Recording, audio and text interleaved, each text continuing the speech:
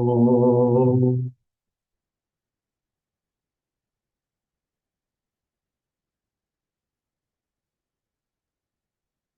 Om.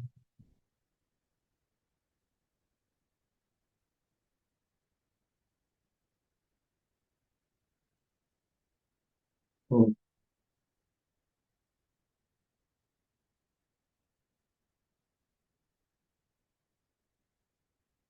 Om Sahana Vavatu Sahanau Bhunaktu Sahaviryam Karavavahai Tejasvinavaditamastu ma vidvishavahai. Om Shanti Shanti Shanti.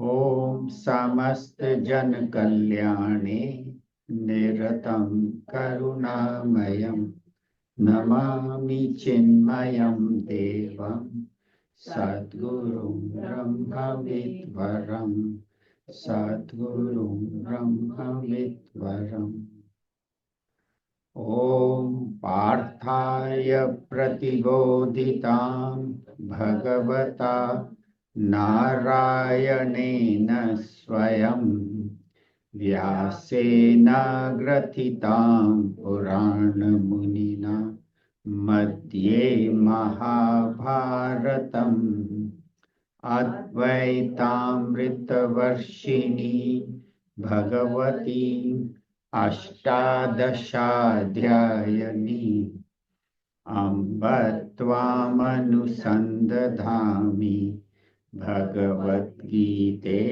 भवद्वेषिणी यं ब्रह्मा वरुणेन्द्ररुद्रमरुतः स्तुन्वन्ति दिव्यैस्तवैः वेदैः साङ्गपदक्रमोपनिषदैः गायन्ति यं सामगाः ध्यानावस्थिततद्गतेन मनसा पश्यन्ति यं योगिनः यस्यान्तं न विदुत्सुरासुरगणा भावे तस्मै नमः देवाय तस्मै नमः। ॐ श्री गणेशाय नमः। ॐ श्री सरस्वत्यै नमः। ॐ श्री गुरुभ्यो नमः।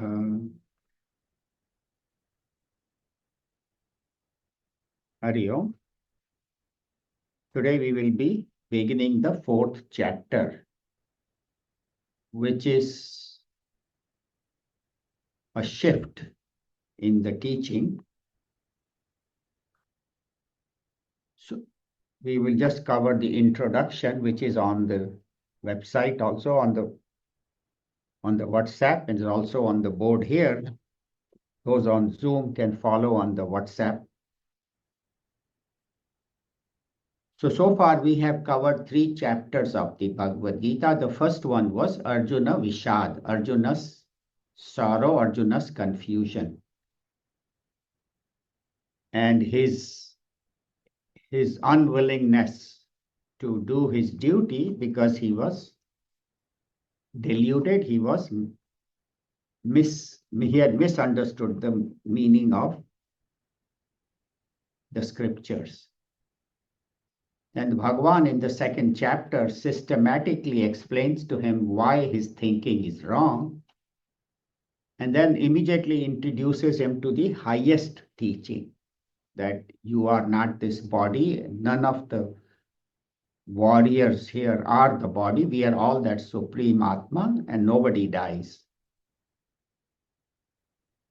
And also in the 2nd chapter, Bhagavan summarizes the entire 18 chapters, what he is going to cover in the 18 chapters: Karma Yoga, Bhakti, Jnana Yoga, meditation. In brief, everything is covered in the 2nd chapter, just as a good speaker will introduce the subject in his opening remarks.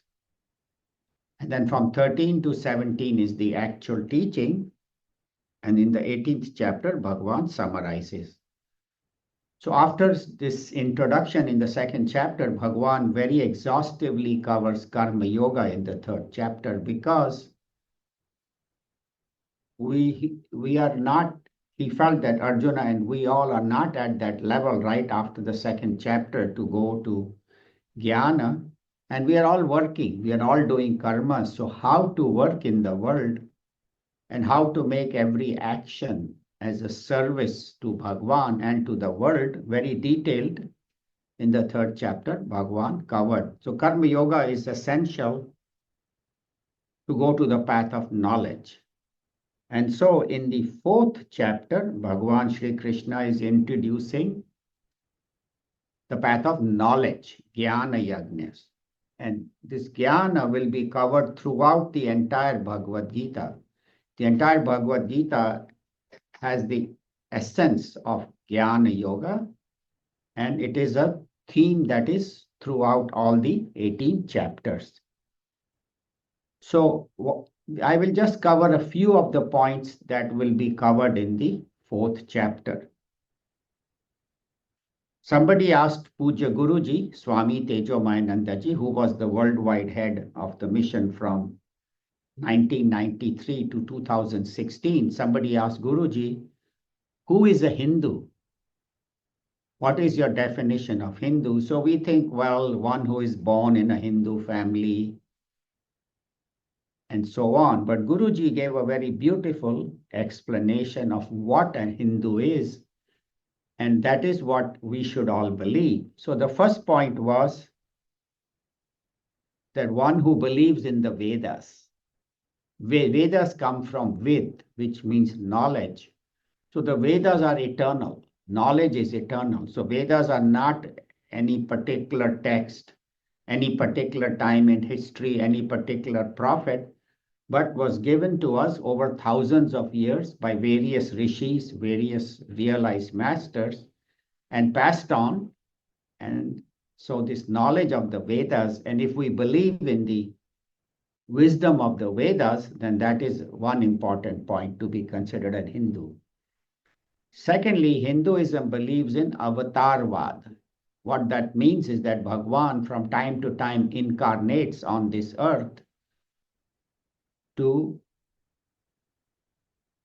establish the right knowledge and remove ignorance, also to remove evil people, as Bhagavan Sri Krishna did, Bhagavan Sri Rama. And so from time to time, Bhagavan incarnates as Ved Vyasji to reintroduce this knowledge. And so various avatars of Bhagavan, we see Narsimha avatar, all of them came for establishment of dharma. So that is incarnation. And what does the jiva do? The jiva, that is you and I, all of us, we reincarnate. What that means is that after one birth is over, and after death, after a certain amount of time, we take another birth, and that continues. It can continue until enlightenment, until realization. Until then, the jiva's journey continues. And our journey has been through plants and animals and fish and birds, monkeys and humans. And then it may continue in the next life as humans, or maybe we may go back to the animal.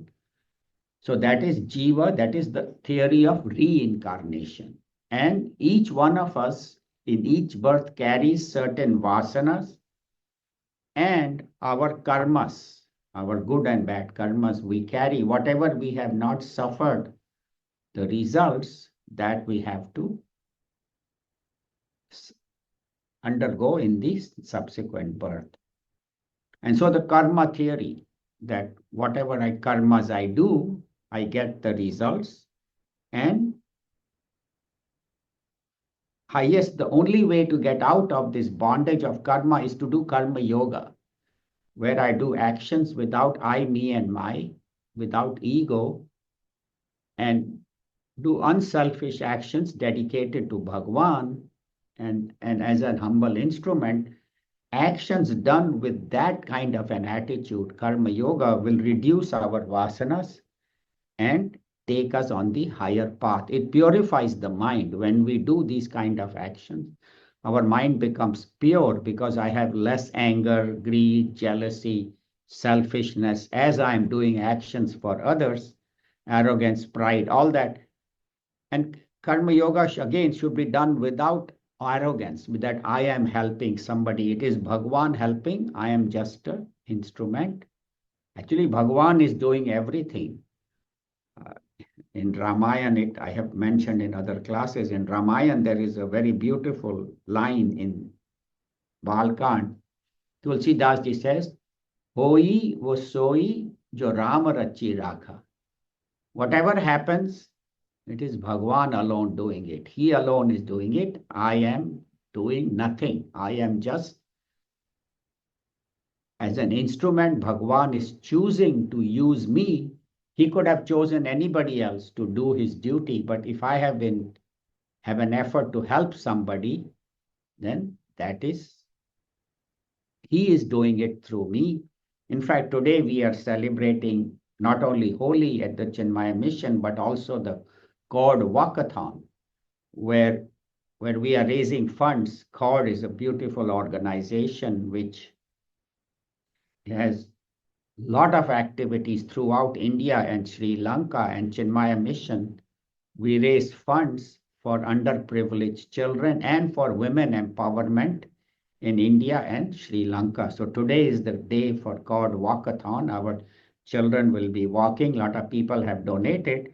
And if anybody wishes to donate for Chord, you can Zelle the money to us or send a check, and that money will go directly to helping the poor, impoverished children in India.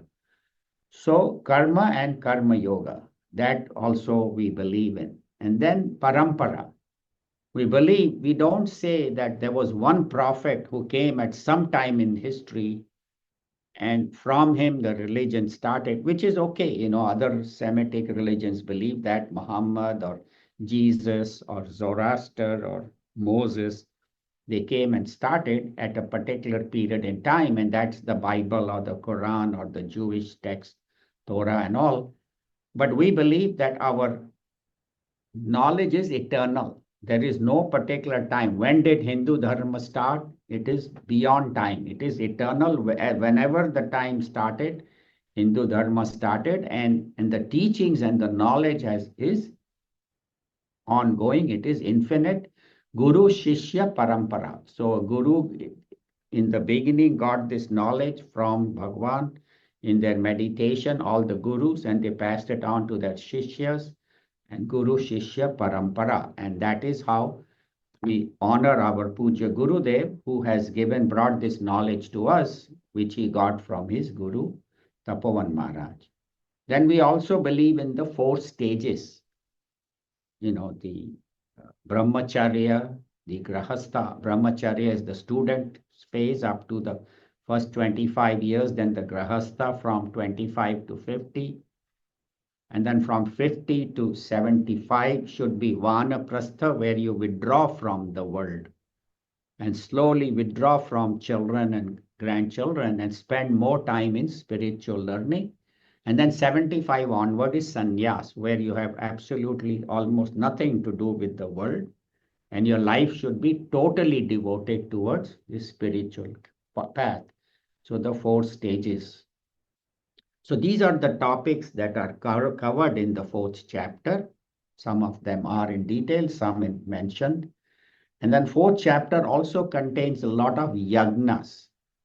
How every action of my life should become a dedication, should become a sacrifice. Yagna is not only offering in the fire, which the Panditji does, but every action should be offered. So, and the highest yagna is Jnana Yagna, where my ignorance is sacrificed in the fire of knowledge.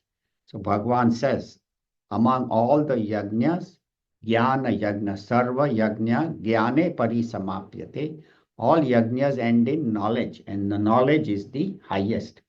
So that is this sequence from chapter 1 to 4. And now we can actually begin the chapter number 4, the first shloka. Om Shri Paramatmane Namaha. Shri Paramatmane Namaha. अथ चतुर्थोऽध्यायः अथ चतुर्थोऽध्यायः श्रीभगवानुवाच श्रीभगवानुवाच इमं विवस्वते योगम् इमं विवस्वते योगम् प्रोक्तवानहमव्ययम् विवस्वान्मनवे प्राह विवस्वान्मनवे प्राह मनुरिक्ष्वाकवे ब्रवीत्. मनुरिक्ष्वाकवे ब्रवीत्. Together, Shri Bhagavanuvacha imam vivasvate yogam proktavanaham avyayam vivasvan manave praha manurikshvakave bravit. So imam yogam, this yogam, Bhagavan says, Vivasvate, to Vivasvan. Who is Vivasvan? He is the sun god, the supreme energy that controls the sun. Imam yogam. So this yogam, Vivasvate Proktavan. I spoke. I gave this knowledge to sun god. Aham Proktavan Avyayam. This yogam is Avyayam. It is imperishable. It is immutable, unchanging. That eternal yoga, I gave it to sun god. And what did sun god do? Bhagwan, Surya Bhagwan, what did he do? To his son Manu, Manave Praha. He gave this knowledge to his son Manu. Manu is the originator of the human race, Manu and Shatrupa. Also, Manu is the one that Manu Smriti gave us all the how we should live our life. So I gave this knowledge to Surya Bhagavan. He gave it to Manu. And Manu, what did Manu do? Manuhu Ikshvakave Abravi, to Ikshvaku. He spoke to Ikshvaku, the king. And who was Ikshvaku? We'll talk about. So as we said, the sun is the beginning of creation because the sun alone was, and then from sun, all the planets separated, earth separated, and then the earth is maintained. Only life is maintained because of the sun. If there was no sun, the earth would become ice cold frozen and none of us could survive. So sun, Bhagavan, Surya Bhagavan is the origin of creation. That's why we worship Surya Bhagavan also in our Gayatri mantra early in the morning. So he is that. And then Manu, as we said, is the original lawgiver and the origin of the human race, along with Shatrupa. And then this knowledge was given to Ikshvaku. Ikshvaku was a king. So why is the knowledge given to the king before the rishis? Well, the rishis also heard this knowledge and they passed it on to their disciples. But Bhagavan says this knowledge was first given to the rishi, to the rulers, the kings. Ikshvaku was the beginning of the solar dynasty and the origin, and the Bhagavan Sri Ram appeared in the solar dynasty. So he is an ancestor of Bhagavan Ram. And why Ikshvaku and why the kings? So they say that the kings are the ones that determine how the subjects will behave. See, if the king or a president or a prime minister of a country is honest, sincere, hardworking, and keeping an eye on the right activities happening, the country will progress. But if we get a president or a prime minister or a king who is corrupt, dishonest, selfish, thinking about only himself or only his party, not thinking about the country, then such a country goes down. So, jaise raja, vaisi praja, they say. As the king, so are the people.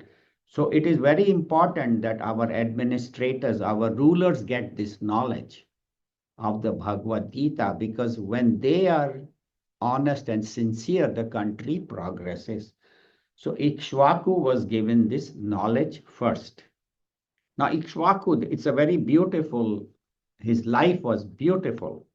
So what happened was Ikshvaku was a king and he was ruling very well over the kingdom, doing a wonderful job. And it so happened that a neighboring ruler wanted to capture his kingdom, so he attacked. So Ikshvaku was very interesting. He says, look, if this kingdom is meant to be ruled by me, it will be ruled. Looks like it is not, because somebody else is attacking. And he was non-violent. He said, I'm not going to fight.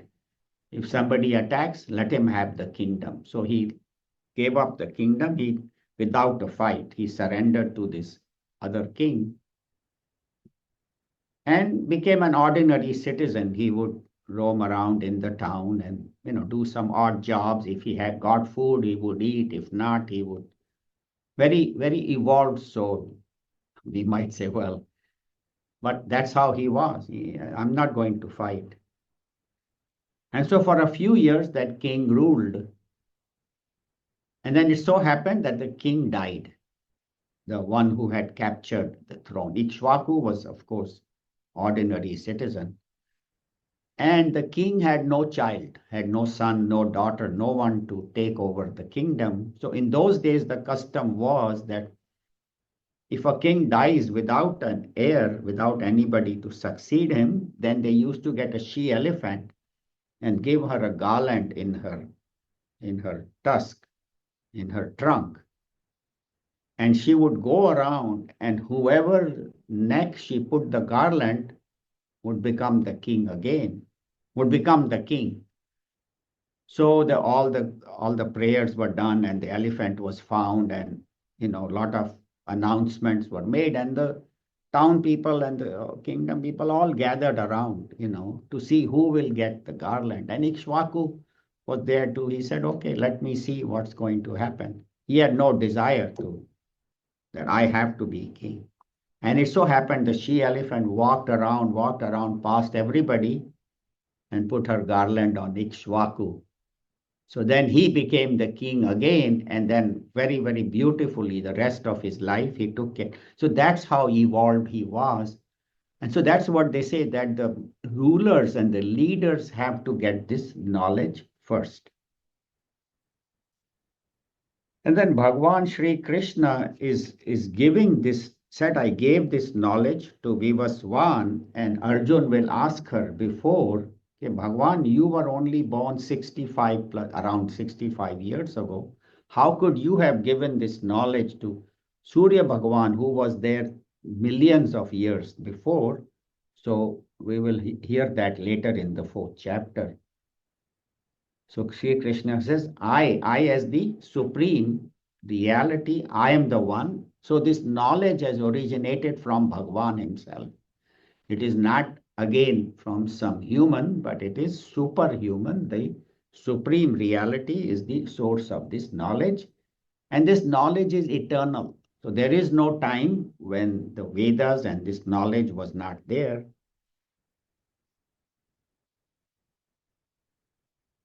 And the fact that you and I are able to study this is the grace of Bhagwan. It's Bhagwan alone. His grace is there that we are able to, such a blessing for us that we are able to understand and study this knowledge.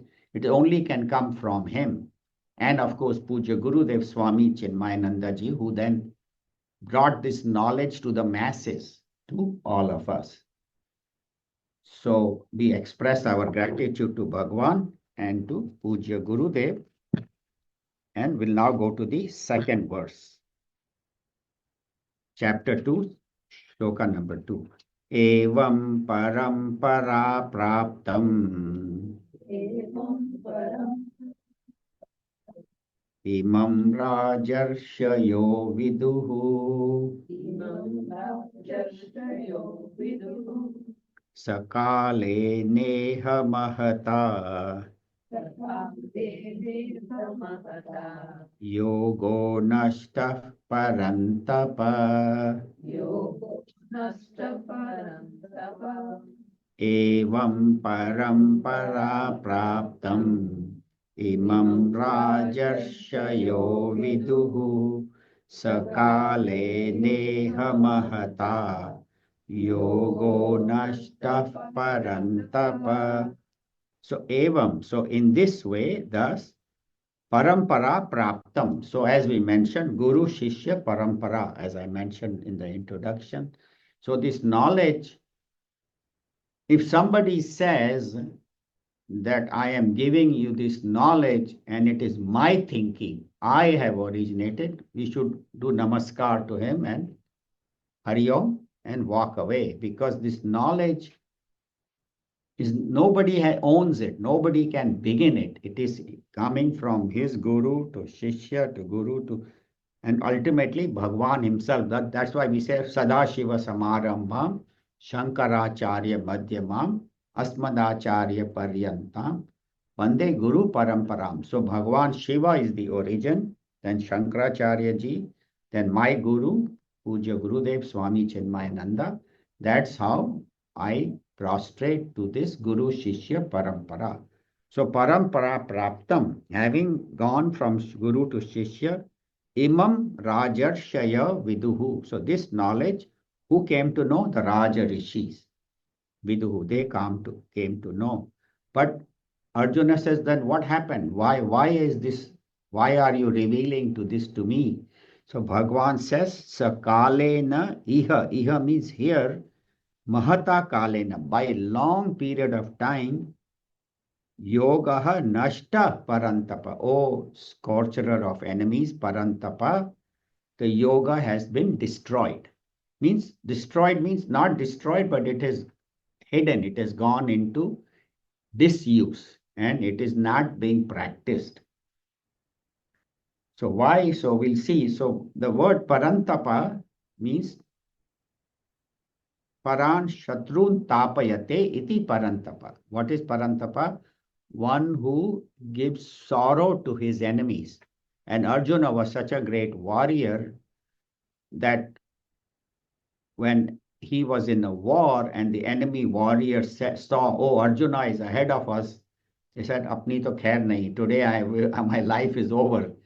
So people either used to run away or be killed. That's how great a warrior he was. So he says, oh, Arjuna, you have destroyed lot of your enemies, who were evil, who were wrong. And because Arjuna was Arjavam, he was straightforward, and his whole life was devoted towards living with dharma. He never believed in practicing adharma. Very noble soul he was. Just, all the five Pandavas were very noble. Of course, starting from Yudhishthir. But Bhagwan is telling him, you have defeated a lot of enemies. Now today your enemy is your mind. Unless you conquer your mind, you will not be able to conquer the Kauravas. And he had already mentally surrendered. Okay, I'm not going to fight. Let them kill me. I will rather go to the forest and eat, bhiksha rather than meditate and rather than fight. And Bhagwan is telling him that you are not ready for meditation. You are right now, your path is karma. So he tells him, so you need to overcome this Daurbalyam, this weakness that has come to you. Where has it come from? You need to overcome that and get up and do your duty. So here he's telling him, your enemy is your mind. And why does this knowledge not get passed on in certain periods? He says, whenever our mind is agitated and disturbed, then we don't have time to think about Bhagwan, to think about Bhagavad Gita. Our mind is so much stressed out and we just focus on that and then we get. So they say that is the time, in fact, to spend more in spirituality, reading the Bhagavad Gita, reading the teachings of these great masters, different other texts, Ramayana and Mahabharata and all the other Upanishads, whatever. So agitation is the time to do more, but what we do, we get so caught up in the agitation that we forget. And Raj Rishi, so we have in our history, there were a lot of kings who were also rishis, who were also advanced sages, enlightened masters like Janak Maharaj. Janak Maharaj is a prime example. He was a king, but after he met his guru Ashtavakra, he was enlightened. And so even though he ran the kingdom, but with that highest knowledge, and there are many such rishis who have come through history. Rishis not only who teach, but some of the rishis also became kings. So Rajarshi. So this knowledge was given to Raj rishis. And then why did it go away in long period of time? Because of materialism. When our mind is so much involved in materialism, that I, me, and my, what do I want? No, no, I'm good. When our life is more involved in materialism and we don't have time for spirituality and we don't think this is important, we say, "ठीक है यार, it is okay, it is meant for, rishis, or I will do it later on. Abhi to don't have time. I'm so busy. I have to take care of my life, my money, my children, my grandchildren. All the time I'm spending in or doing all this. And so this knowledge we always keep postponing. Sometime in the future, ठीक है, कभी करेंगे. That is the problem. And the masters believed that, like Tapovan Maharaj believed, that this knowledge should be given to people who are hungry, who will come. So he stayed in Uttar Kashi in the Himalayas and said, whoever wants to study will come here.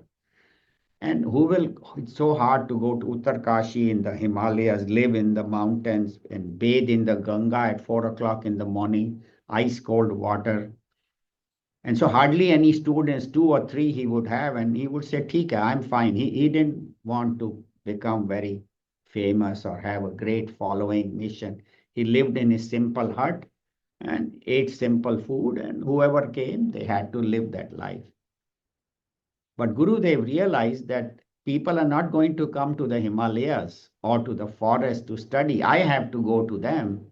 And so it was his compassion, his grace, that he traveled throughout the world, not only throughout India, but ultimately all corners of the world, in Europe, in America, in entire North America, Asia, Hong Kong, Singapore, Australia, New Zealand, even in Africa, East Africa. So everywhere Puja Gurudev traveled to bring this knowledge.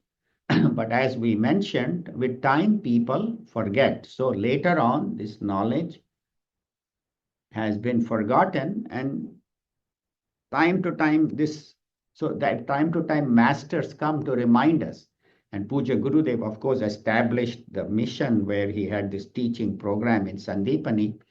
So his student Puja Swami Tejomayananda ji, and then now Swami Swarupananda ji is the head, and then Swami Ishwarananda ji, all these other acharyas who had hundreds of acharyas are there throughout the world who are spreading this knowledge.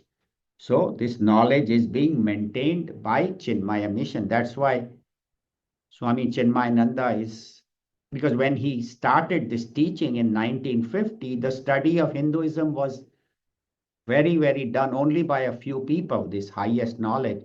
Most Hindus practice rituals, pujas, and, which is fine, vratas and all that.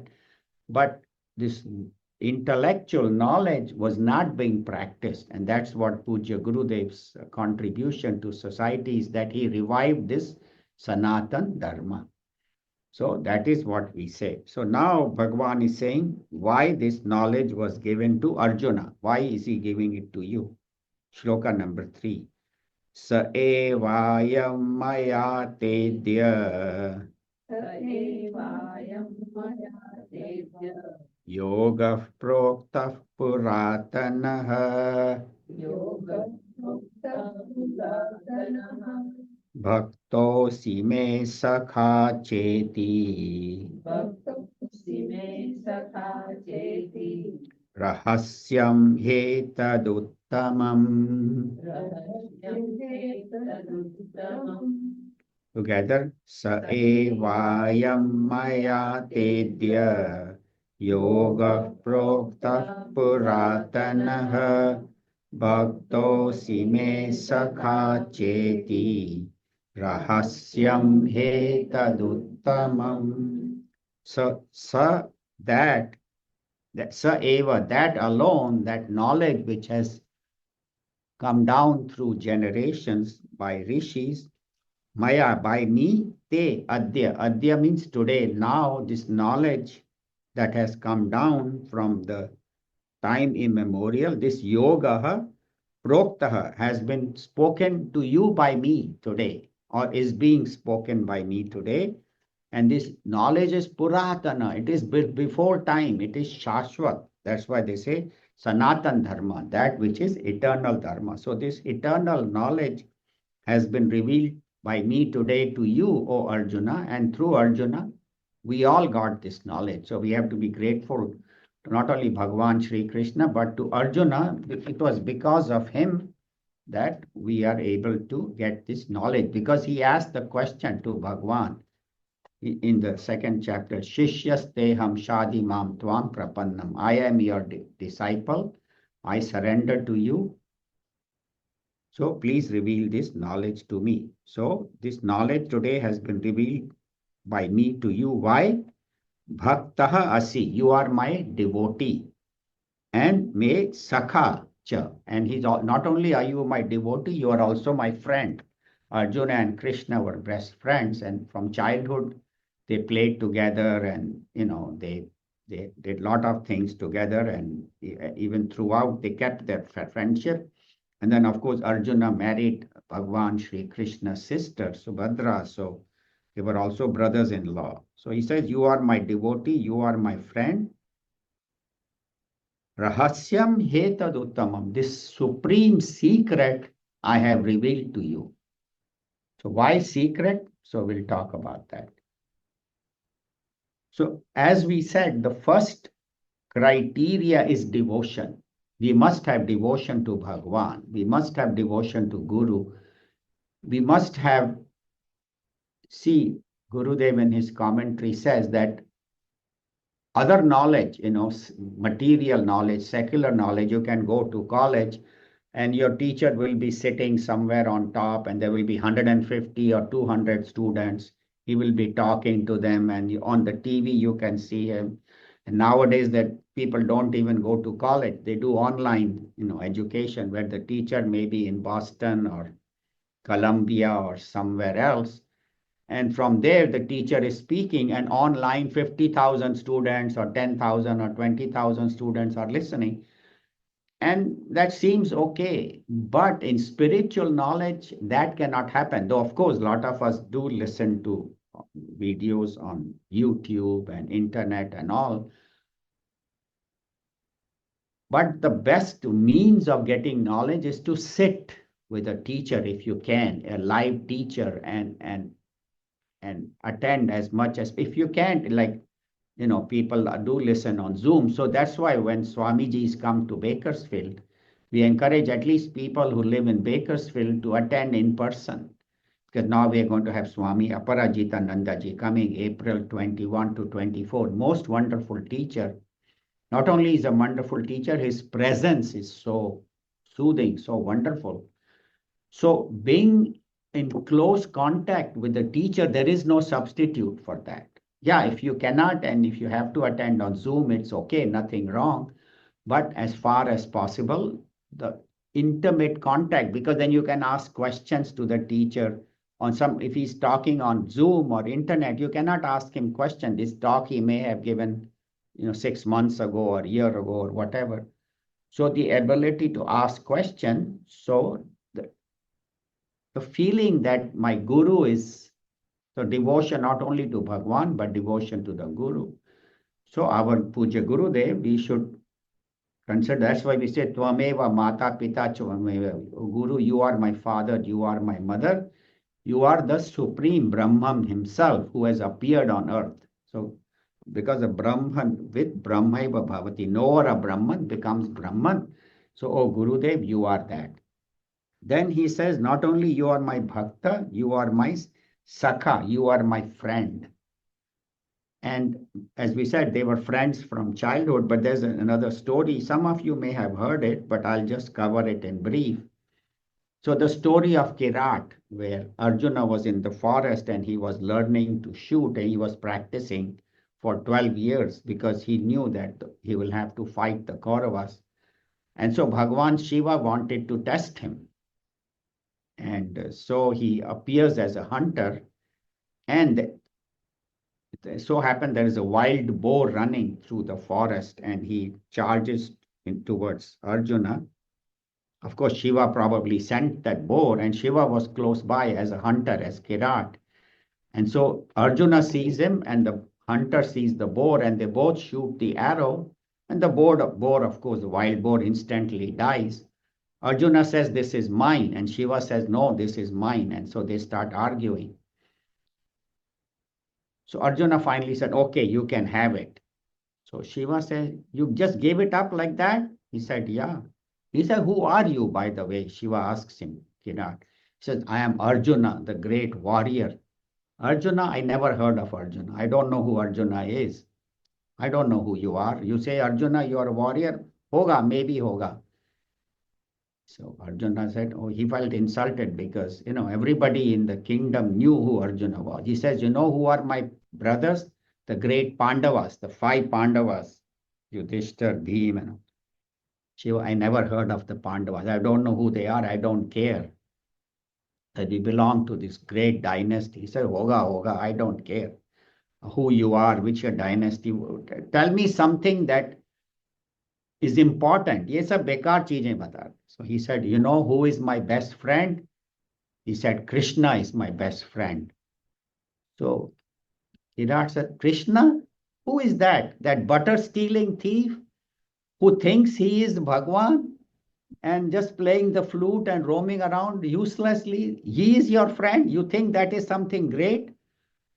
So now Arjuna got angry. See, he said, you insulted me, you insulted my family, you insulted my brothers. I didn't get angry. But you insulted Krishna, now I will fight. So that's when Arjuna takes up the bow and arrow. He said, I'll fight you and I'll defeat you. And then, of course, as we know, the battle goes on for a long period of time. And Shiva recognizes that, of course, he's a great warrior. And Arjuna couldn't defeat him, but then Arjuna understood that this is Bhagwan himself. And then he surrenders, and then Shiva gives him the Pashupata Astra, the famous weapon that with Arjuna, using which Arjuna could destroy so many enemies. And probably Bhagwan not only wanted to test him, but wanted to give him this knowledge and to make him fight. Of course, Lord Shiva and Krishna are one. So it was not that he was intending to insult him, but he wanted to see if Arjuna will fight. And that's how Arjuna was that for his friend's sake, he is ready to fight. And then he says, Bhagwan says, you are my devotee, you are my friend, you have surrendered to me. And now I will reveal to you this secret. So people say, secret? Why is this knowledge secret? And then a lot of the Brahmins in the old days in India used to abuse that word secret. They say this knowledge is secret, should only be given to Brahmins, not given to Kshatriyas, Vaishyas, Shudras. And this knowledge should only be taught in Sanskrit, not in English. So all these things they were saying because, oh, Bhagwan said it is secret. It's not to be revealed. Even in 9th chapter, he says, this is the, eternal secret, the highest Raja Vidya, Raja Guhyam. So Gurudev said secret does not mean that it should be only given to Brahmins, only give to Sanskrit. That's why he started speaking in English, and he would speak in Maidan, in Chapati, in Bombay, in Shivaji Park, all these big Maidans all over India and all over the world in halls and so on. He said this knowledge is for everybody. It's not a secret. Why Bhagwan calls it a secret? is because this knowledge will not be understood unless you have a guru who explains it to you. See, this knowledge by ourselves, if we read Bhagavad Gita, which is in Sanskrit and which is all the spiritual texts are very symbolic and they need a guru to explain. Even in Bible, there is so much symbolism in the stories and the fables that unless somebody has understood them, the knowledge cannot be. So for you and me, we are thankful that we have all these gurus and teachers who have come in our life and who continue to come to reveal this knowledge to us. So this knowledge will remain a secret until a guru reveals it. So that's why Bhagavan says this Uttamam, but it is the supreme knowledge. Nothing in the world, no other knowledge even comes close to it. Forget about, being better than it. It is so much higher.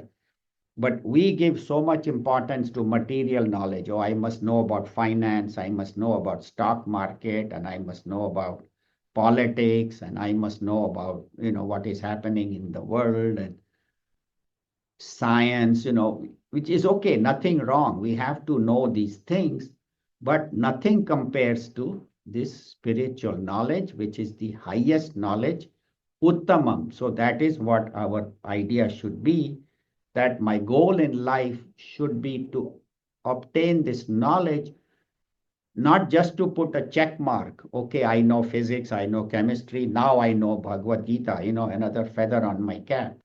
The purpose of getting this knowledge is that I should reach my goal in life, and which is enlightenment. So that is the main purpose of human birth. There is nothing else important. Yeah, having family, children, money, finance. Yes, you need all that, but nothing is as important as spiritual knowledge. So that is what we should decide, that having got this knowledge, I should make my goal of life enlightenment. I should make my goal of life to reach Bhagwan. And that is the main purpose of birth. That is the main purpose of using this knowledge. So today we'll make the class a little short. We have about 10 minutes. So if anybody would like to make any comments, either in person or on Zoom, if they want to make in person, you can come up here and speak on this mic. Kusum, if you would like to add something, and then I'll put on gallery view and ask Amit to unmute everyone.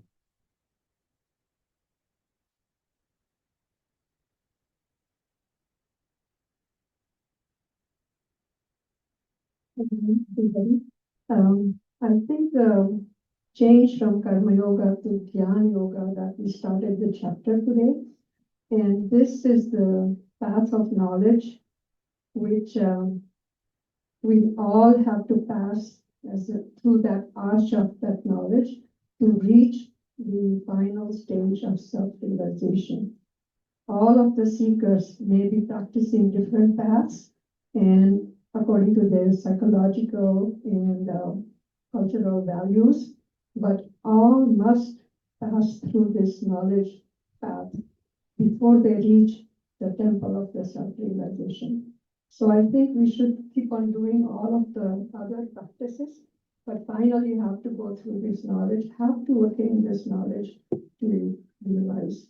And I think that's very important, and that's why Lord Krishna changed his explaining this knowledge from the Karma Yoga and all that to Jnana Yoga from now onwards to the end of the chapter 18.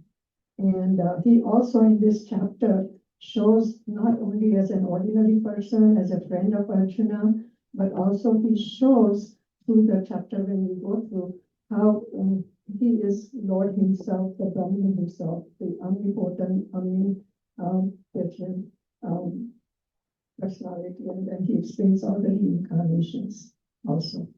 So in all the yagnas that we said, all the different paths or different whatever we do, also explain very well. So I think that from now onwards, it really begins well. Of course, the second chapter told us everything, but now it really begins step by step. So it's very important, this chapter. Thank you very much. Thank you. Thank you, Kusum. Anybody else here in the audience? Yeah, please come. Hari Om. Happy Holi, everyone. I think what I'm taking away today, there's a lot of concepts within each shloka. The word ignorance seems to be on my radar lately. And I feel that even though in the shlokas that we read, yes, there's ignorance there. However, there is gyan to overcome that. In our real world, unfortunately, it's basically, it can come with a huge consequence. So I think, being not ignorant, I think takes a huge step into the path of success. So, Hari Om. Thank you. Thank you. Anybody else? Okay, on Zoom, anybody please unmute and you feel free to carry. Go ahead, please. This was a quick question. I didn't quite catch. I think it was in your introduction. You had a quote. I think you said that it was from the Ramayana. Yeah. Hui wo soi jo Rama rachi rakha. Whatever happens, God is the doer. I am not doing anything. Whatever good or bad happening, it is all His doing.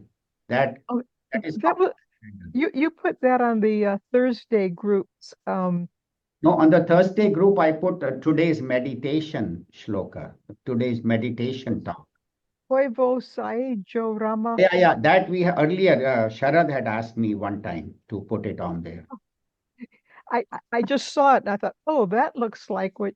Okay, I didn't know at the time what it meant. Okay, yeah. Right. Thank you. At that time, Sharad had asked me and I had mentioned what it meant, but he asked me to put it on the Thursday group. So I just put it. Yeah, that was a few weeks back.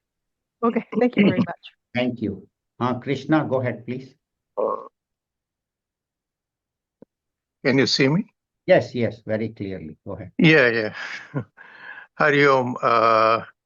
Thank you to all sadhakas and Anil ji. It's really the more and more I think, I wish I could have done all this last year. So I'm realizing and I'm getting more insightful and I'm kind of thinking. And I think it's making me more stable and more understanding, more thoughtful. And I think the chapter 3, it's a very important, the karma yoga, which I don't know by design. It started with karma yoga and then went to jnana yoga. But, the swadharma, nishkama karma, then setting example for others, then the 3 modes, the gunas of the nature, and then the overcoming desire, anger, actions, and renunciation. Those are really, really helpful thinking over, and then actually I'm putting into practice, which is very, very nice. So in this chapter 4, Lord Krishna reveals the ancient and divine lineage of Jnana Karma, Sannyasa Yoga, correct? So the path of knowledge and renunciation of action. And he imparted the sacred knowledge of Karma Yoga to the sun god and then passed into Manu, if I heard you correctly, the progenitor of mankind. And then this shows that Gita's wisdom is eternal and was traditionally handed over. So over time, due to the passage of ages and human forgetfulness, the original teachings were lost. And also one more thing which struck me right now, what you said, Anilji, was need of guru. Because theoretically, no matter how much I read, it's all the way it is explained, and you know, I need a guru or somebody to make me understand what I'm reading. Otherwise, it's very much like black and white for me. I read, it's not like I understand the whole meaning of it, the behind meaning of it. So I think that's one thing which I'm learning right now is, the way you are putting it, real world examples and gracefully. Obviously, Chinmaya Nanda Guruji has imparted to the world this wisdom. And I guess, I'm catching little droplets of water right now through you. So We are all learning, through him. Yeah.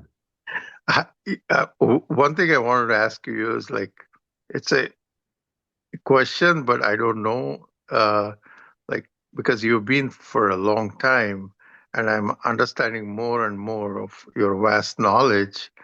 Like, do you consider yourself enlightened? No, no, no, no. No, no, no, no. Far away from it. I'm a seeker just like all of you. No, no, not at all. No. So, yeah, I guess we are in the starting. I'm in the starting phase, but Yeah. you are somewhere progressed in life Yeah, there. I think I met Pujya Gurudev as a teenager. My mother used to take me. I have even been to the ashram in Powai and sat with Pujya Gurudev, had, offered him Bhiksha and all. And then after we came here to Bakersfield, we invited Swami Tejomayananda ji to come here in the early 90s.